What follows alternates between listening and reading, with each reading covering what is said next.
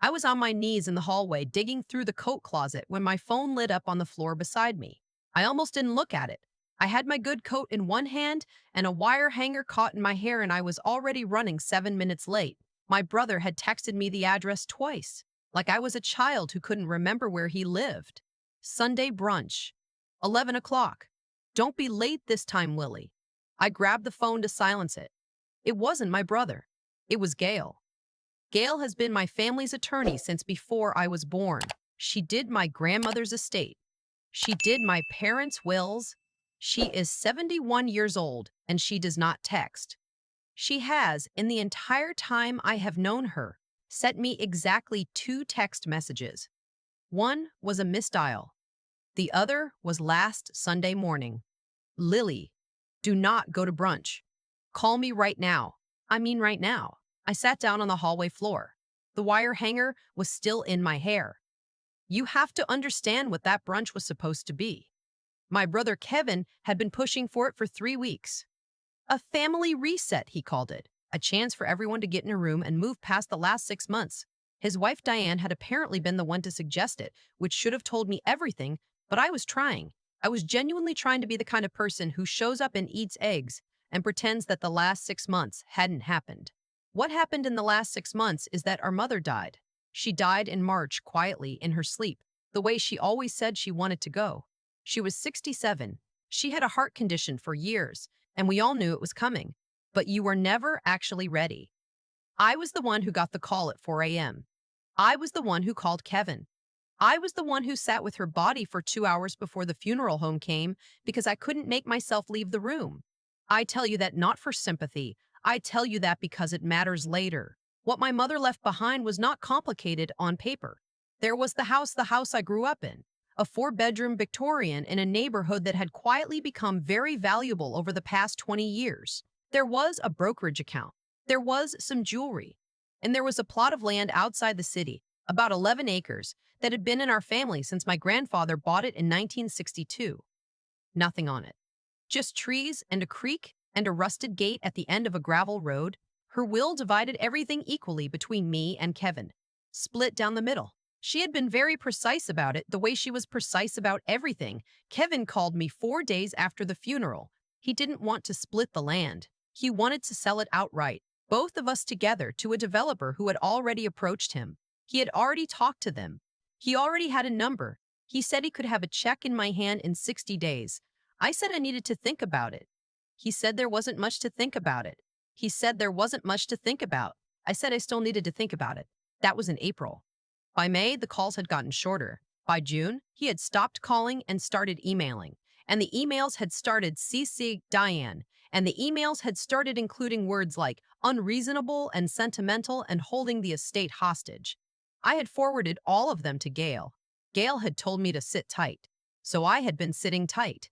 And now it was a Sunday morning in October, and I was sitting on my hallway floor, and Gail was telling me not to get in the car. She answered before the first ring finished. Don't go, she said. No hello. Are you still home? I'm still home. Are you still home? I'm still home. Gail, what is? Good. Stay there.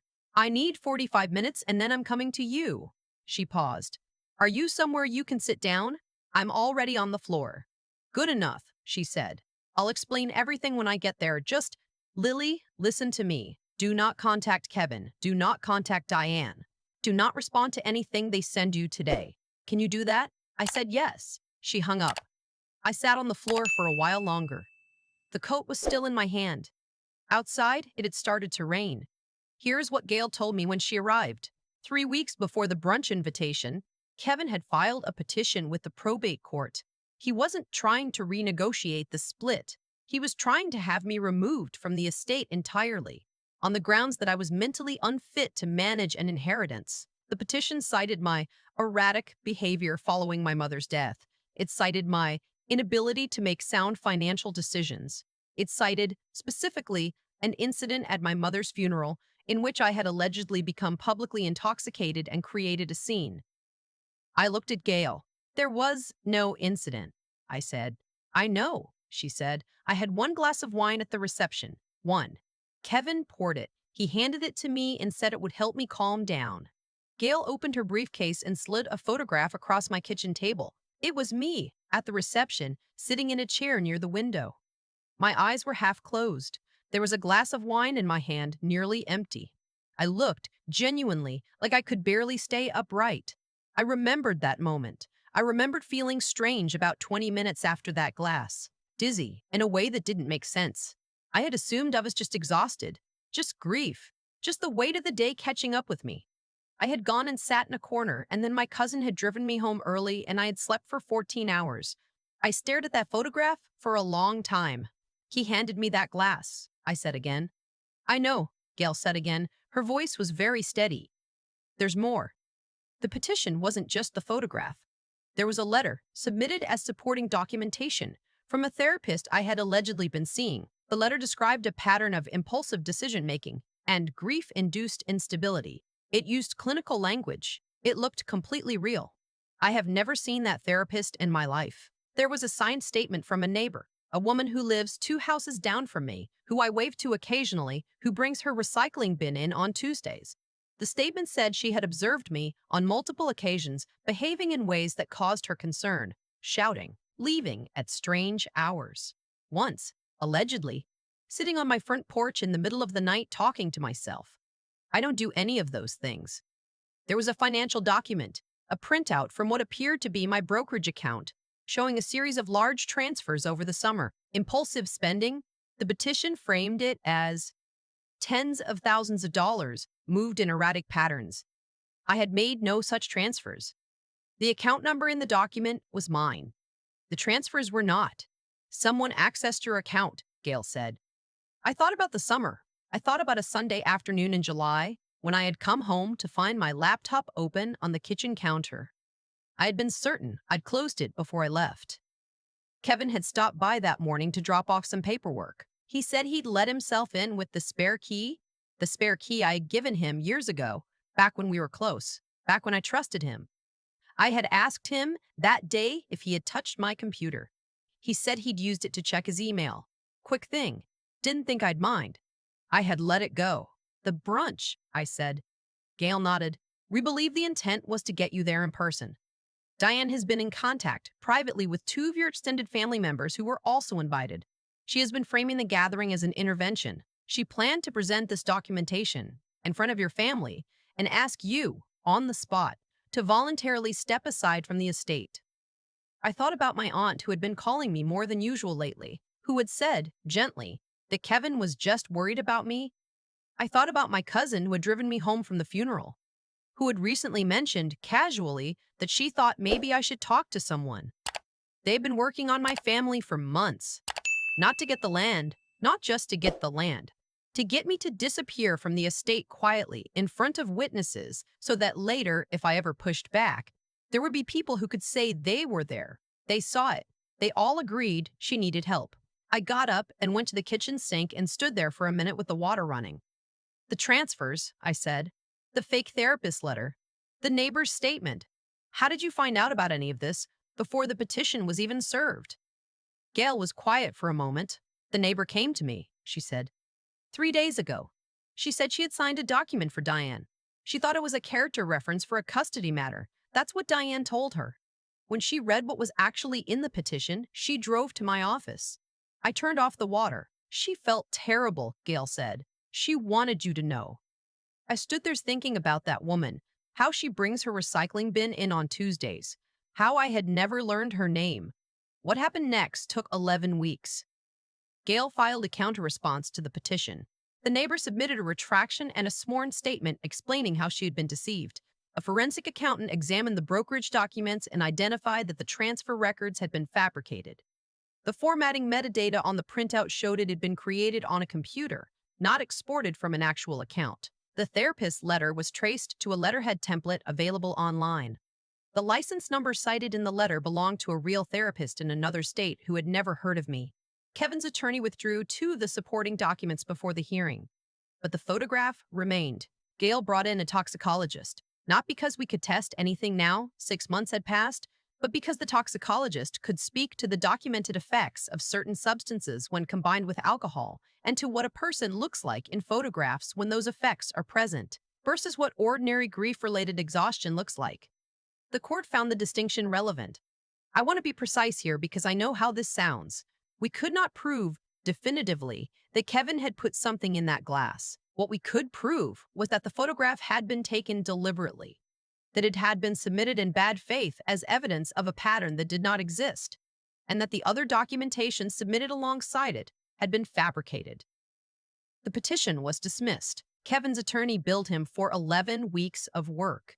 That is not the end of the story. While all of this was moving through the courts, Gail had also been working on something else: the land. The 11 acres outside the city with the creek and the rusted gate. The land Kevin had been so eager to sell to a developer, so eager that he had been willing to do all of this to remove me from the process. Gail had been curious about that. She had hired a land use consultant, quietly, to look into the development proposal. What the consultant found was that the developer Kevin had been speaking with did not actually have permits to build on that land. They had been operating on the assumption that they could obtain them, and they had been operating on that assumption because Kevin had told them the land was essentially clear. It was not clear. My grandfather, when he bought those 11 acres in 1962, had recorded a conservation covenant on the deed. It was a private agreement, binding on all future owners, that restricted development on roughly 8 of the 11 acres. It was tied to a local land trust. It had been there for 60 years. It was not hidden. It was in the deed records. In plain language, anyone looking at the title carefully would have found it. Kevin had not looked carefully, or he had looked and chosen not to mention it to the developer. I still don't know which. What I know is this: he had already accepted a preliminary deposit from the developer, a good faith payment, 5 figures, to secure the agreement while the paperwork moved forward. He had accepted money for land he was not in a position to sell. When the developer's attorneys did their own title search, which they did after a tip, I'm not going to say from whom, they found the covenant. They found that Kevin had taken their deposit under false pretenses. They were not gentle about it. I was home on a Thursday evening in January, making soup, when Gail called. "It's over," she said. I turned off the stove. "Kevin?" His attorney contacted me this afternoon. "The developer has filed a fraud complaint. Kevin is going to have to return the deposit with interest, and he's facing civil liability. His attorney is recommending he settle immediately and step back from the estate." I stood in my kitchen with the phone against my ear and the soup slowly going cold. "The land," I said. "Yours," Gail said. "Well, yours and the land trust's, which is as it should be. You can't develop most of it, but you can keep it. You can walk on it. You can sit by that creek whenever you want." I didn't say anything for a moment. "Your grandfather was a careful man," Gail said. There was something in her voice I hadn't heard before. Something warm. "He was," I said. "There is a thing that happens after something like this. People expect you to feel triumphant. They expect anger or relief or some clean emotion they can recognize. What I actually felt for a long time was tired in a way I couldn't explain. Tired and sad in the specific way you feel when you realize that someone you loved was capable of things you never imagined. I grew up with Kevin. We shared a bathroom. We drove each other to school. He was there at the hospital when I got my appendix out at 19. I have photographs of us as children sitting in that same field on that same 11 acres, catching frogs in that creek. Our mother used to pack sandwiches and we would stay out there all afternoon. He knew what that land meant. He knew it better than anyone. I don't have a clean answer for why people do what they do when money is involved. I don't have a theory that makes it hurt less. What I have is this. I have 11 acres with a creek and a rusted gate and a covenant my grandfather put in place 60 years ago because he wanted to protect something. I have a neighbor whose name I finally learned. It's Terry, who came forward when she didn't have to. I have Gail, who is 71 years old and texts in all capital letters when it matters. I went out to the land in February, first time since my mother's funeral. It was cold and the creek was running high and the gate was just as rusty as I remembered. I stood there for a while. I didn't cry. I just stood there until I felt something settle back into place. Something I hadn't realized had been knocked loose. My mother was precise about her will because she knew us. She knew me and she knew Kevin, and she decided at the end that equal was the right call. I think about that sometimes, whether she knew, whether she hoped equal would be enough. I think she hoped. I have her coat now, the one she used to wear to the land in autumn, the dark green one with the deep pockets. I wore it in February when I stood by the creek. It still smells a little like her. I brought sandwiches. I ate alone, and it was okay. It was okay. One more thing. Diane had an Instagram account where she posted about her life. Tasteful photography, arrangements of flowers, occasionally her children. In November, she posted a long caption about family conflict and the importance of protecting people you love from their own worst impulses. It had a lot of comments. People saying they understood. People saying family is complicated. People saying family is complicated. People saying she was brave. I didn't respond. I didn't report it. I didn't do anything. In December, Kevin's fraud situation became a matter of public record. Court filings are public documents. A local real estate blog, the kind that covers development news in the county, ran a brief item about the complaint. Just the facts. Developer, deposit, disputed title, pending civil action. Kevin's name. Diane's Instagram went private that afternoon. I found out because Terry texted me. Did you see? She wrote. I saw. I wrote back. There was a pause, and then she sent me a single emoji. The small, quiet one. Not a celebration, just an acknowledgement. That felt right. That felt exactly right. I've thought a lot about what I would have walked into if my phone hadn't lit up that morning. If I had grabbed my coat, gotten in the car, driven to Kevin's house. If I had sat down at that table and watched Diane slide those documents across to me in front of my aunt, my cousin, everyone. I think about the version of me who would have been caught completely off guard, surrounded, with no idea what any of it meant. I don't think that version of me would have survived it intact. What I keep coming back to is this. The plan almost worked. Not because Kevin was particularly clever, but because he understood something true about me, that I was grieving, that I was isolated, that I was trying so hard to be the reasonable one, that I had stopped paying attention to what was actually happening around me. He used my grief as a doorway. That is the part that took the longest to sit with. There is something I have come to believe, not because anyone told me to, but because I watched it play out in real time. When people build something on a lie, they have to keep building. Kevin didn't just fabricate one document. He fabricated several. He didn't just deceive one person. He deceived a neighbor, a developer, extended family members, a court. Each lie required two more to hold it up. And at a certain point, the structure becomes so complicated that one small, honest thing, a neighbor who actually reads what she signed, a deed recorded 60 years ago by a careful man, can bring the whole thing down. That is not luck. That is the nature of dishonesty. It is load-bearing in the wrong direction. What Gail did, what Terry did, what my grandfather did in 1962 without knowing any of us. They were all just doing the honest thing at the moment it was required of them. Gail picked up the phone when she found out. Terry drove to an attorney's office when she realized she had been used. My grandfather put a covenant on a piece of land because he wanted to protect it for people who came after him. None of them were thinking about me specifically. They were just doing what was right when it was their turn. I think about that when I feel like integrity is a lonely thing to practice. It does not always feel useful in the moment. Kevin made more noise than I did for most of those 11 weeks. He had more momentum. He had more documents, more allies, more apparent certainty. I just had the truth, and a 71-year-old attorney who texts in all capitals. It was enough. The thing about holding a line, not retaliating, not fabricating, not making it uglier than it already was, is that it preserves something in you that you cannot get back once you spend it. I am not the same person I was before my mother died.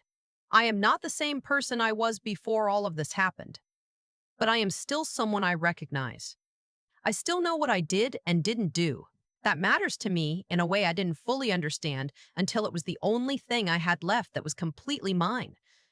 Kevin has to live inside what he chose. I think that is a harder sentence than anything a court could have handed him. The land is still there. The creek is still running. The gate is still rusty, and I am not going to fix it because my grandfather left it that way. And some things are better left exactly as they are.